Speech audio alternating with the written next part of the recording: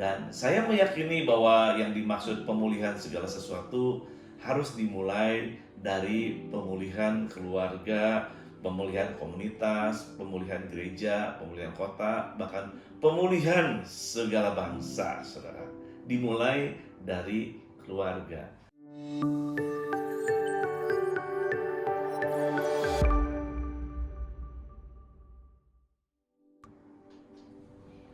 Shalom saudara-saudari terkasih dalam Tuhan. Saya ingin menyampaikan firman Tuhan yang menurut saya sangat penting kita ketahui di akhir atau penghujung zaman ini, saudara.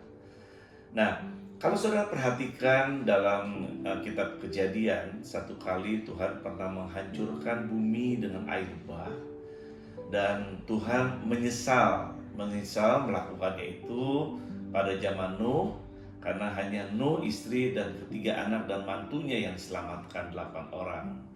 Dan tanda sesal Tuhan, ditaruhlah pelangi di atas langit. Dan Tuhan mengatakan, busurku kutaruh di awan, supaya itu menjadi tanda perjanjian antara aku dan bumi. Tuhan tidak akan menghancurkan dunia seperti yang dia pernah lakukan pada zaman Nuh. Saudara, apabila saudara melihat pelangi, pasti saudara pikir setengah. Tapi sebenarnya kalau saudara ada di angkasa, pelangi itu satu bulat, saudara. Yang kita lihat di bumi adalah setengah. Dan tentunya yang setengah lagi yang tidak terlihat, ini penting kita ketahui hari ini. Saya yakin bahwa rencana Tuhan itu pasti satu, nggak setengah-setengah. Yang setengah tidak akan menghancurkan bumi seperti yang dia lakukan pada zaman Nuh, tapi yang setengah lagi, saya percaya Tuhan ingin memulihkan segala sesuatu dalam hidup kita. Makanya dalam Kisah Rasul 3 ayat 21 mengatakan seperti ini, saudara. Dalam Kisah Rasul 3 ayat 21, ya, saya akan bacakan buat saudara. Kisah Rasul 3 ayat 21 yang mengatakan bahwa Kristus itu harus tinggal di surga sampai waktu pemulihan segala sesuatu, seperti yang difirmankan Allah dengan perantaraan nabi-nabinya yang kudus di zaman dahulu.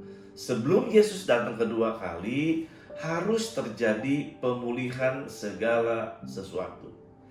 Dan saya meyakini bahwa yang dimaksud pemulihan segala sesuatu harus dimulai dari pemulihan keluarga, pemulihan komunitas, pemulihan gereja, pemulihan kota, bahkan pemulihan segala bangsa, saudara.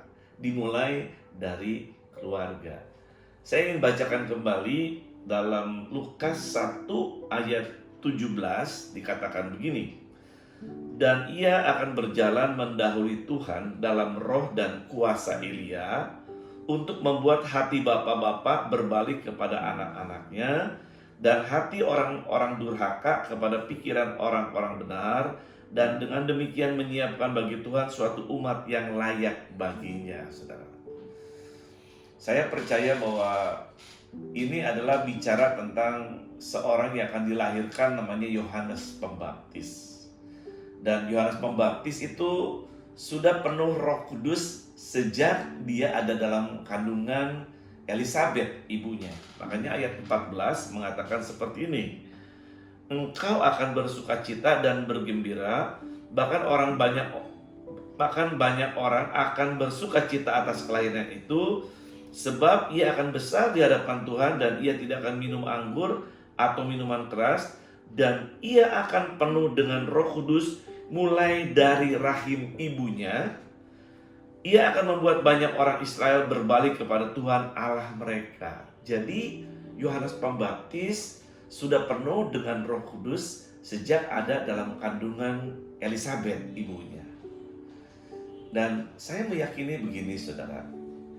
Di akhir zaman, sebelum Yesus datang kedua kali, ada Roh Kudus yang sama yang akan memulihkan segala sesuatu dalam kehidupan kita. Ya, di antaranya ya hati Bapa yang berbalik kepada anak, lalu hati orang durhaka berbalik kepada pikiran orang benar. Pertobatan akan terjadi bukan karena orang-orang yang mengajar, bukan karena ada orang-orang yang berjasa, tetapi Roh Kudus akan mengerjakannya, saudara. Roh Kudus yang akan mengerjakannya, sehingga hati bapak-bapak berbalik kepada eh, anaknya, anak kepada orang tuanya, dan pikiran orang durhaka berbalik kepada orang-orang benar, saudara. Dan ya saya yakin bahwa inilah the big revival sebelum kedatangan Tuhan Yesus yang kedua kali. Harus dimulai dari keluarga. Hati bapak berbalik, hati anak berbalik, pikiran orang durhaka berbalik. Dan saya percaya nama Tuhan yang akan dimuliakan dan diagungkan di akhir zaman.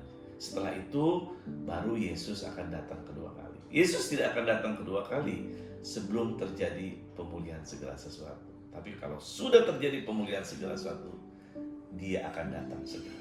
Tuhan Yesus memberkati.